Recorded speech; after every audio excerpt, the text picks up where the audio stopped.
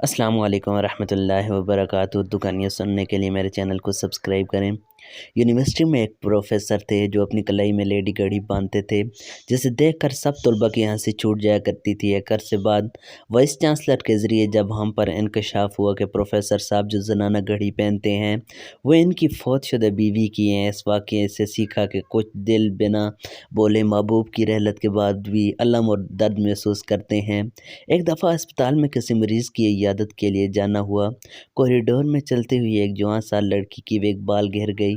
وہاں موجود تمام لوگ اس پر ہنسنے لگے اور آگے بڑھ کر جب ایک دوسری عورت نے اس کی مدد کی تو وہ روتی ہوئی کہنے لگی، اس میں میرا کوئی قصور نہیں، کینسر نے میرے بال لے لیے، اس لیے مجھے یہ آرٹیفیشل وگ لگانا پڑتی ہیں۔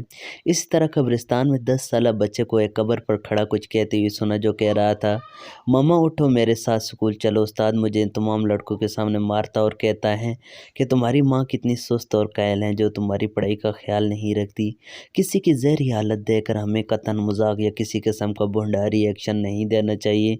ہو سکتا ہے کہ وہ اپنے اندر ہزار دکھ چھپائے ہوئے ہو جس کا ہمیں علم نہ ہو۔ بولنے، سوچنے اور ری ایکشن دینے سے پہلے اگلے بندے کی فیلنگز کا خیال رکھیے۔ بلا شبہ بعض باتیں انسان کو قتل کر دیتی ہیں، بدگمانی بہت سے معاملات خراب کرتی ہیں۔ عربی میں ایک مقولہ ہے، زبان سے نکلنے والے الفاظ دو دھاری تلوار کی طرح ہوتے ہیں۔